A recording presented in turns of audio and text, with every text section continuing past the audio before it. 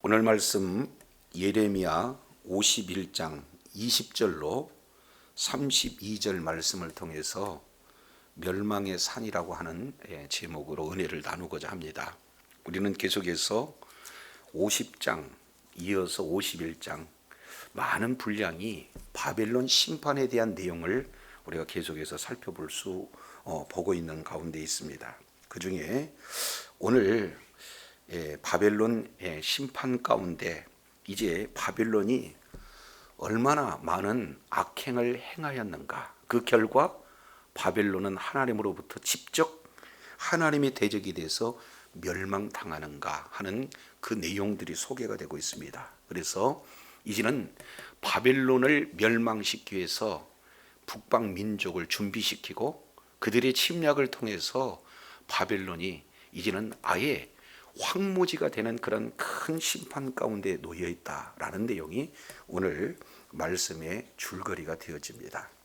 그 중에 20절부터 23절까지 이 내용을 통해서 보면은 하나님께서 바벨론을 어떻게 사용하셨는가 하는 그 내용이 자세히 소개가 되고 있습니다. 자, 20절 보시죠.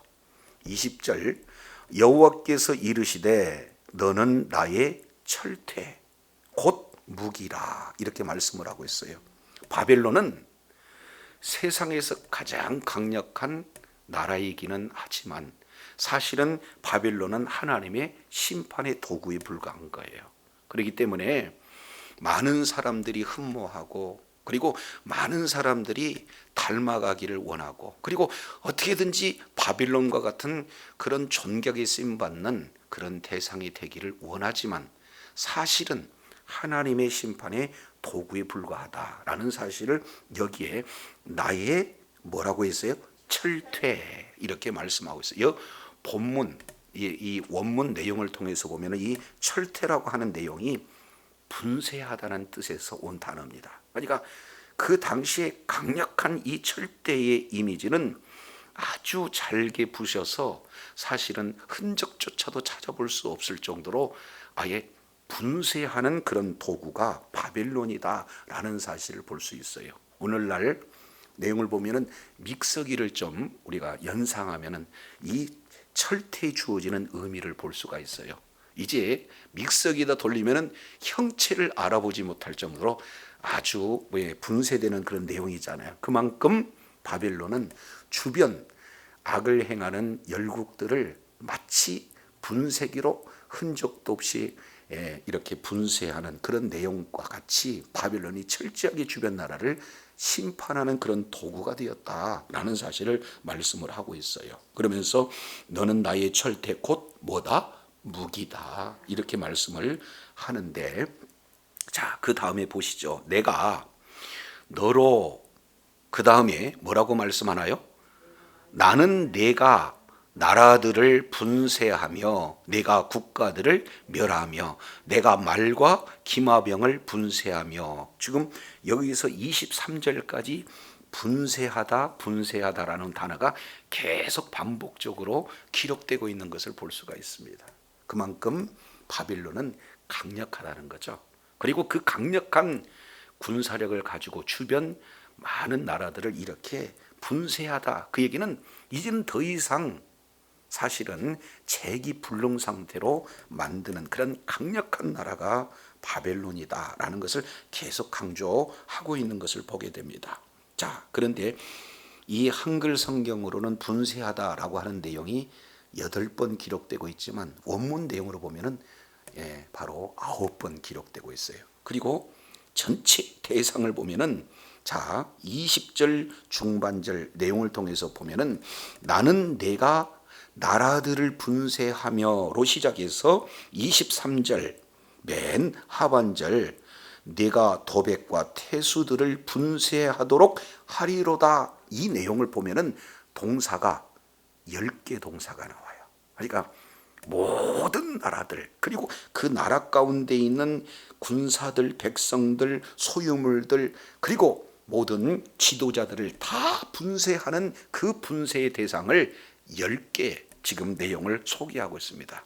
잘 아시겠지만 이 10이라고 하는 내용은 만수예요. 가득 찼다 해서 만수. 그러니까 완전하고도 철저하게 바벨론이 그 주변 나라들을 파쇄했다. 이제 아예 분쇄했다 하는 그 분쇄의 대상을 잘 조목조목 이렇게 기록하고 있습니다. 자, 그 중에 20절 하반절 보시죠. 나라들 그 가운데 특히 너로 무엇을 멸하며 그랬습니까? 국가들을, 아예 국가 자체의 존립을 없애버리겠다는 거예요. 그러면서 21절, 자, 국가가 되기 위해서는 가장 중요한 요소 중에 하나가 국방력 아니겠습니까? 근데 그 국방력 자체를 멸해버리겠다는 거예요. 말도, 그리고 그 말을 타는 자, 그리고 병거, 그리고 그 병거를 움직이게 하는 모든 것을 다 부셔버리겠다. 가루로 만들겠다. 이거 사실은 이제 더 이상 책이 불능 아니겠습니까? 자, 그런데 그 대상이 22절에는요, 국가의 요소 중에 백성이 없어지면 국가가 될 수가 없잖아요. 그런데 그 백성을 이렇게 표현해요. 22절 봅니다. 남자와 여자, 노년과 유년, 그리고 청년과 처녀, 가릴 것 없이 모든 백성을 다 씨를 말리겠다 하는 그런 내용. 어린 아이로부터 이제 노년에 이르기까지 아주 이제 일꾼들조차도 남기지 않겠다는 거예요. 자, 그런데 자, 바벨론이 나라의 근간 자체를 완전히 멸하는 그런 내용 가운데, 자, 23절 봅니다. 여기는 너로 목자와 그 양떼, 농부와 그 멍에소, 이 내용을 통해서 보면은, 자, 최소한 목자에게 양떼가 있어야 재기할 거 아니겠습니까? 그러면은 목자도 없애고 양떼도 없앴다는 거예요. 그런데다가 농부에게는 이제 밭을 갈 수 있는, 논을 이렇게 경작할 수 있는 그 멍에소 이 자체를 남겨두지 않는다. 그 얘기는 더 이상 그런 삶의 기반 자체가 완전히 무너지게 만들었다. 이렇게 볼 수가 있어요. 그만큼 주변 열강들, 그런 나라들은 바벨론 하면은 공포의 대상입니다. 자, 그래서 아주 엄청난 그런 국가의 그런 능력을 가지고 주변 열국들을 이렇게 심판하는데, 이제 그것은 하나의 나의 철대, 나의 무기 그랬으니까 도구에 불과하다는 사실이에요. 그래서 지금 우리가 이 본문의 내용을 통해서 오늘날 영적으로 우리에게 적용시켜 볼 수 있는 내용은, 실제 오늘날 미국 넘어볼 수 없는 그런 나라잖아요. 그럼에도 불구하고 그 미국이 미국 되게 한 것은 미국이 전체가 아니라 그 배경에 누가 있다는 겁니까? 여호와 하나님이 계시다라는 사실이에요. 그래서 각 개인이 뭔가 재능이 뛰어나고, 그리고 뭔가 조직에서 남다르게 능력을 발휘할 수 있는 것은 하나님께서 그를 그토록 존귀하게 쓰임 받는 하나의 도구에 불과하지, 그가 모든 것을 다 감당할 수 있는 그런 본래적 그런 그 근원이 될 수가 없다라는 사실을 볼 수 있습니다. 그래서 저와 여러분에게도 각각 주어진 다른 사람들과 비교할 수 없는 탁월한 한 가지 이상의 은혜를 우리 주님께서 부어주셨어요. 그러면 이 내용을 가지고 내가 이렇게 다른 사람에 비해서 뛰어나다 하는 이 바벨론과 같은 어리석은 자리에 있어서는 안 되겠죠. 그러면 나에게 이런 은사를 주시고 나에게 이런 탁월함을 주셨던 하나님을 끝까지 의지하며 하나님 앞에 선한 도구로 쓰임 받을 때 하나님께서 끝까지 존귀하게 더 능력 있게 쓰실 줄로 믿습니다. 자, 그런데 안타까운 내용은 24절입니다. 24절, 너희 눈앞에서, 자, 24절이에요.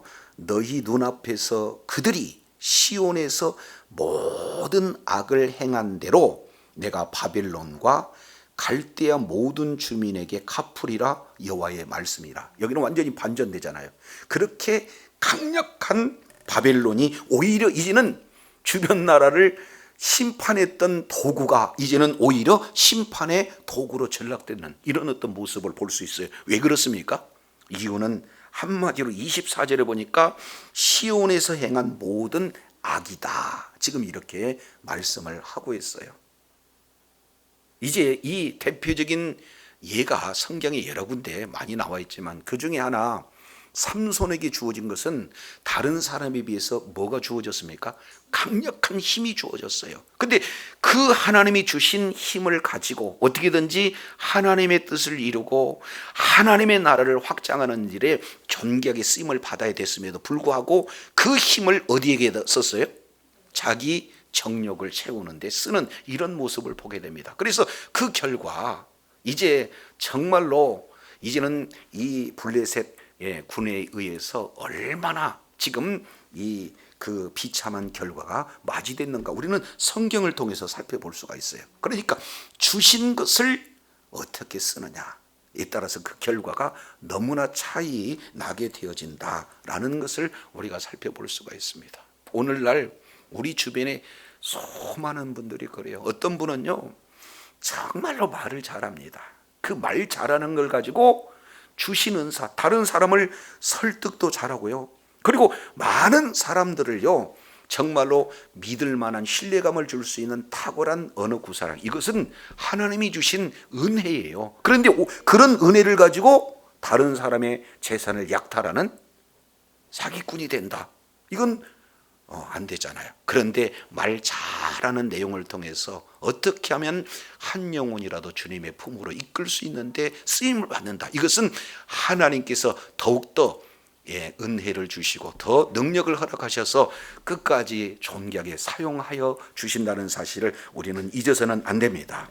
자, 그래서 오늘 바벨론은요 주신 힘을 가지고 너무 과도하게 썼다라는 사실을 볼 수가 있어요. 그잖아요. 그래서 아예 국가 자체를 멸해버리는 이런 어리석은 악행을 이렇게 진행한 거예요. 좀 더 표현을 본다면 이제 하나님이 맡겨준 수준 이상을 임으로 바벨론은 이제 시행함으로 말미암아 결국에 그런 강력함이 심판의 대상이 되었다. 이 내용들을 우리가 우리의 자신에게 적용해 볼 때 정말로 하나님이 주신 그런 은혜를 갈고 닦아서 하나님의 뜻을 이루는 데 쓰임을 받아야 되지만 오히려 하나님이 원치 않는 그 일에 쓰였을 때 이런 엄청난 그런 결과가 되어진다, 이것을 볼 수가 있어요. 그래서 심판받을 이제 바벨론을 향해서 25절은 두 가지로 표현을 하죠. 25절, 여호와의 말씀이니라 온 세계를 멸하는 멸망의 산하 그랬습니다. 그러면 바벨론의 또 다른 표현은 뭡니까? 멸망의 산이라는 거예요. 그 멸망의 산은 무엇을 멸망하느냐, 대상이 온 세계를 멸망할 수 있는 그 멸망의 산이라는 것. 그래서 나는 네 대적이 된다, 온 세상을 멸할 수 있는 탁월한 능력을 가졌다 할지라도 우리 하나님과 대적해서 이길 존재, 이길 국가가 이 세상에는 없다는 사실이에요. 그런데 우리 하나님께서 나는 네 대적 그랬으니까 이것은 보나 보지 않으나 어떻게 됩니까? 멸망이 그대로 이루어진다는 거예요. 그래서 하나님이 대적이 되어지면 그 결과가 나의 손을 네 위에 펴서 너를 바위 위에서 굴리고 너로 무슨 산이 되게 한다? 불탄산이 된다. 오늘날로 보면 화산 폭발과 같은 불이 이글이글한 그런 어떤 산과 같은 존재가 된다. 그러면 한번 생각해 보세요. 산에 불타게 되면 남은 것들이 있던가요?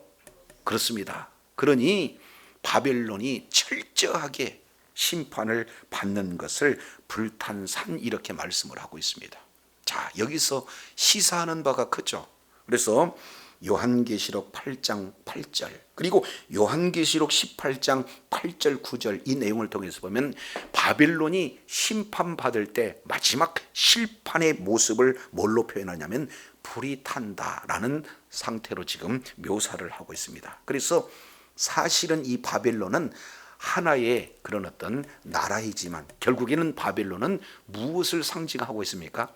이 세상을 상징하고 있는 거예요. 그래서 이 세상을 우리 하나님께서 창조하실 때에는 하나님께서 이 세상을 용도에 쓰실 수 있는 그런 범위를 세상이 넘어섬으로 말미암아 어떻게 되는 겁니까? 결국에는 심판의 대상으로 전락되었다라는 사실을 볼 수 있습니다. 그러면 저도 여러분도 이 세상 가운데 포함되어 있잖아요.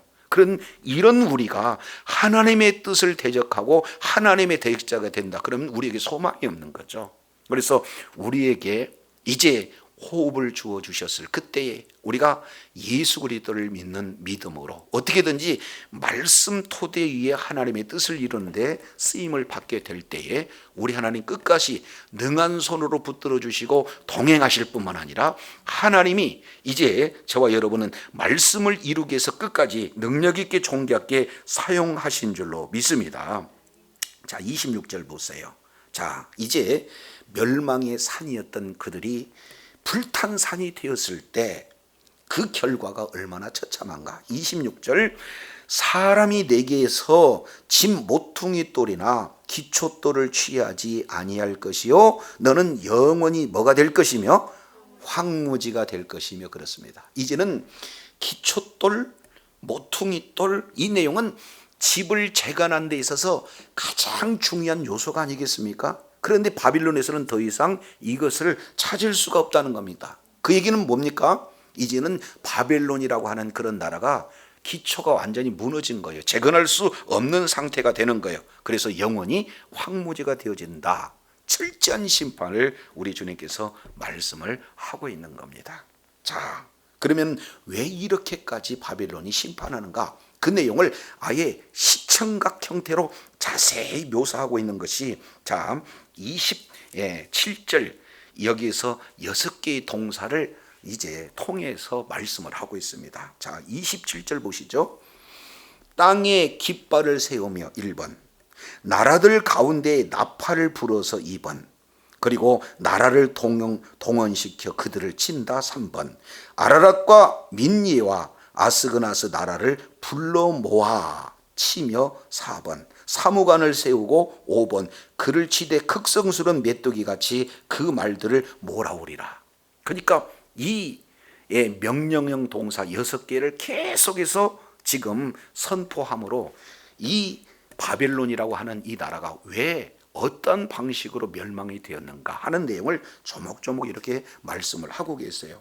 자, 땅에 길을 세웠다는 것은 이미 공격 명령이 떨어지는 거 아니겠어요? 그런데 나라들 중에 나팔을 불었다 하는 이 내용이 참 의미심장합니다. 여기서 나팔이라고 하는 이 내용은 이제는 공격을 이제 최종적으로 준비하고 있는 내용이 뭐예요? 나팔을 불었다고 하면은 이제 출전 명령 아니겠습니까? 그런데 성경에서 이 나팔이라고 하는 내용은 출애굽기 19장 자세히 소개가 되고 있죠. 그 출애굽기 19장 9절 이하 내용을 통해서 보면은 시내 산에서 하나님이 임재하고 계실 때 나팔 소리가 나고 그리고 천둥과 번개가 치고 이런 상황들이 이렇게 보여지는 내용을 봐서 여기서 나팔이라고는 또 다른 의미가 어떤 내용이냐? 하나님의 임재라는 것.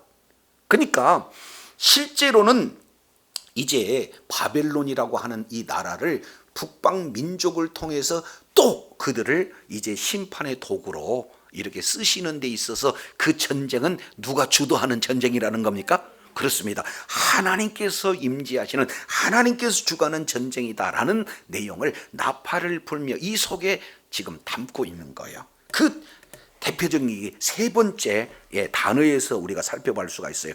나라들을 뭐하며? 거기다가 밑줄 한번 쳐보세요. 나라들을 동원시킨다. 이것은 원어 내용을 보면은 카도시라고 하는 이런 단어인데 실제 여기 동원하다라고 하는 이 내용은 성결케 하다라는 뜻이에요. 성결케 하다. 우리가 잘 알겠지만 하나님께서 일하실 때는 하나님은 거룩한 분이기 때문에 그들을 거룩한 지금 가운데 성별시켜야 구별시켜야 우리 하나님께서 함께 하시는 거 아니겠습니까? 그래서 하나님의 뜻을 이루는 이방인이다 할지라도 거룩하게 동원시켜라, 구별시켜서 동원시켜라 이 말씀을 하고 있어요.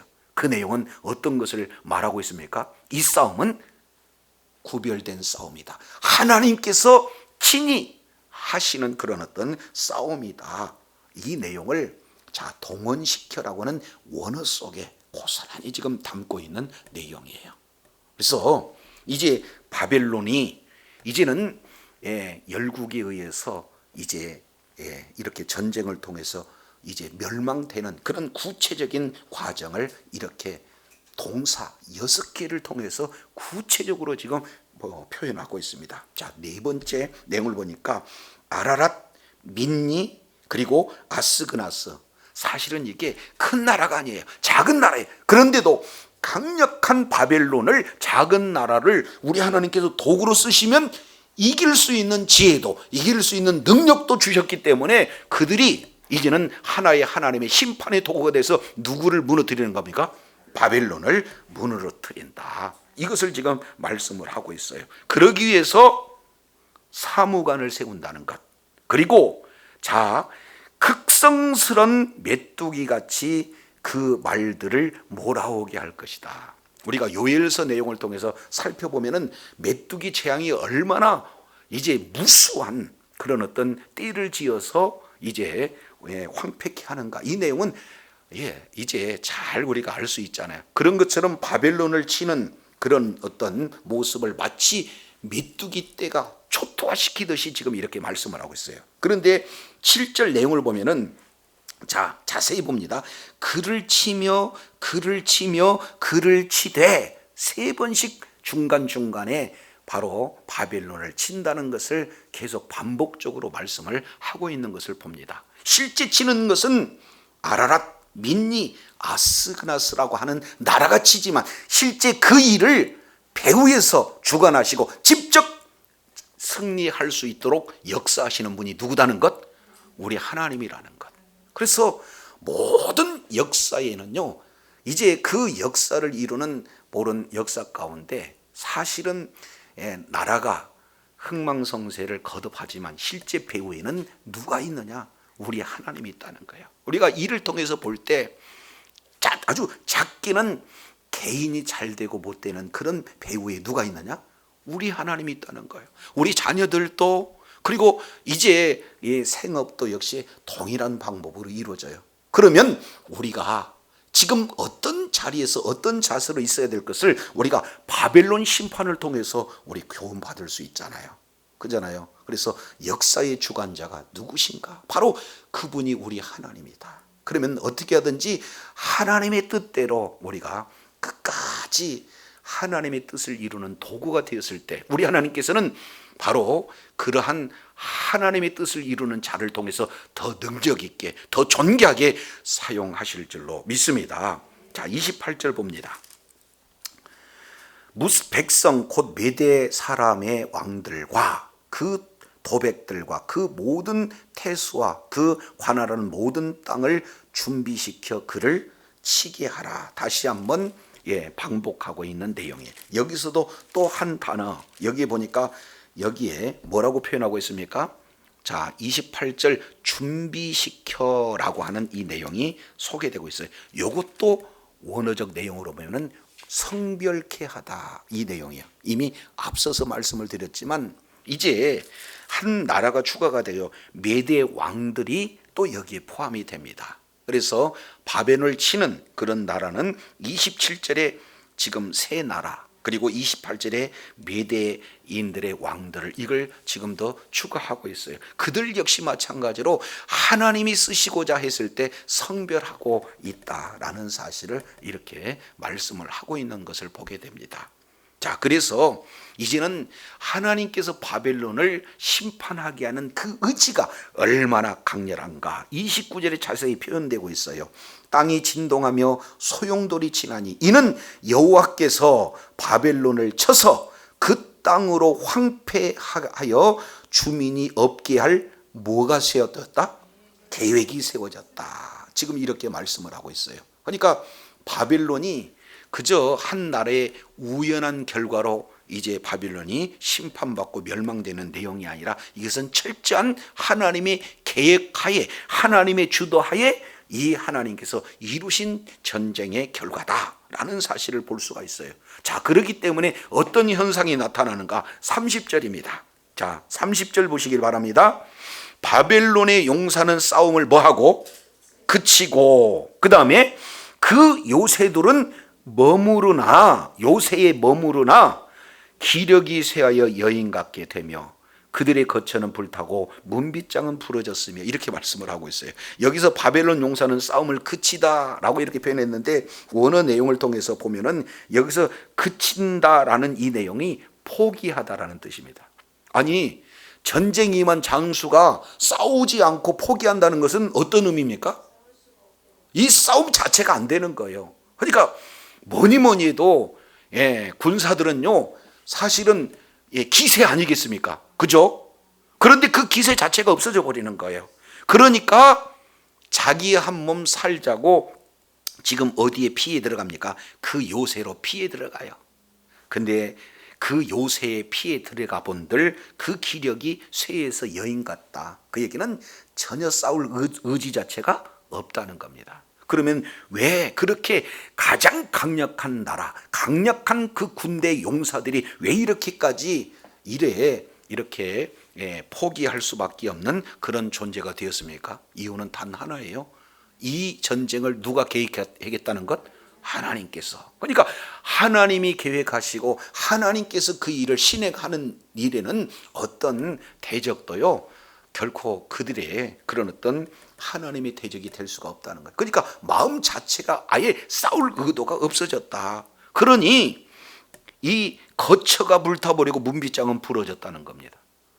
자, 바벨론 그러면은 난공불락의 성 아니에요. 그러니까 이중성벽으로 되어 있습니다. 그 사이에 호수가 있어요. 물길이 있습니까? 그러니까 쳐들어 올라오게 되면은 물을 건너야 되고 성벽을 올라야 되고 또 한 성벽 올랐다면 또 다시 물을 건너야 되고 또 성벽을 올라오는 그런 사이에 이제 아주 그냥 최적의 방어 요소로 이렇게 진행이 되어 있기 때문에 바벨론은요 난공불락의 성입니다.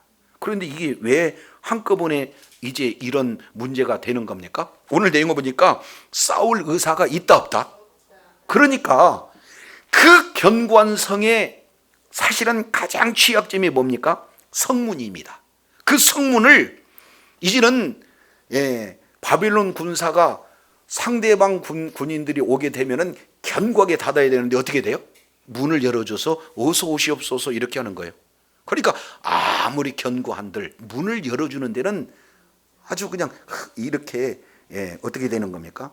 싸울 그런 기력 자체가 없게 만들고 그냥 허무하게 지금 멸망당하고 있는 그런 어떤 모습이에요. 자, 그래서 기가 막힌 이 현상을 보고하는 자가 지금 둘이 나오죠. 31절 봅니다. 31절 내용을 보니까 보발꾼은 보발꾼을 맞으려고 달리며 전령은 전령을 맞음으로 달려가요. 보발꾼과 전령. 이제 바벨론의 이 그 전쟁 상황을 이제 바벨론 왕에게 고해야 되니까 발로 뛰는 사람, 하여튼간 급속하게 이 바벨론이 멸망했다는 그런 소식을 알리는 자. 그러니까 너무 궁금하니까 보내고 달려오고 지금 이런 현상이에요. 그런데 그 보고 내용이 세 가지입니다. 32절 보니까 모든 나루는 빼앗겼습니다. 여기서 모든 나루라고 하는 것은 성벽과 성벽 사이에 있는 물들이 있잖아요. 그러니까 배를 타고 이제 이동을 해야 되는 거예요. 성으로 올라면. 그런데 그 모든 나루 하나하나가 사실은 전략적 군사적 요청지입니다.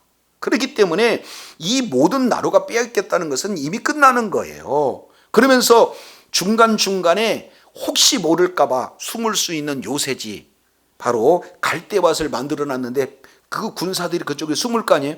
그러면은 다 태워져 버리면 어떻게 되는 겁니까? 그렇습니다. 숨을 수가 없어요. 그런데 더 중요한 것은 군사들이 이미 겁을 먹어서 싸울 의사가 없다는 거예요. 그러니까 싸울 의사가 없는 군인들, 이는 겉으로는 군인이지만 군인이겠어요? 군인이 될 수가 없다는 겁니다. 이 내용을 바벨론 왕에게 고하니 바벨론 왕은 얼마나 지금 참으로 허탄한 그런 마음이 들겠습니까? 그래서 오늘 내용을 통해서 보면은 내용은 간단해요. 아주 이렇게 강력한 나라, 한번 보세요. 20절부터 23절까지 이 내용을 보면 주변 나라는요, 바벨론 그러면은요, 거저 공포의 대상이에요. 그런데 왜 공포의 대상이 되는가? 바벨론이 탁월했습니까? 탁월한 것은 우리 외적으로 드러난 거고, 보면은 주어를 잘 보세요. 3번씩 계속 기록하고 있습니다. 내가 너를 통해서 내가 이렇게 말씀을 하고 있잖아요. 실제 바벨론이 능하게 만드신 것은 누가 바벨론을 이렇게 능하게 만들으셨다는 겁니까? 그렇습니다. 하나님의 손아귀에 있다는 거예요. 그래서 저도 여러분도 하나님의 능력의 장중에 붙들린 바 되어지면 하나님이 크게 능력 있게 존귀하게 사용하실 줄로 믿습니다. 그리고 하나님께 쓰임 받았을 때 우리가 교만해서 내 능력으로 내 지혜로 이 모든 업적들을 남겼다 하는 그 교만은 바벨론이 패망의 길을 달려갔기 것처럼 저와 여러분요 실수하는 거예요. 그래서 끝까지 하나님께 쓰임받되 의롭게 존귀하게 쓰임받는 그런 복된 은혜가 있기를 원합니다. 처음에는 아주 잘 쓰임을 받을 수 있어요. 그런데 가면 갈수록 타락할 수 있는 그런 모습, 모든 요소를 가지고 있는 것이 사실은 저와 여러분들이거든요. 그잖아요.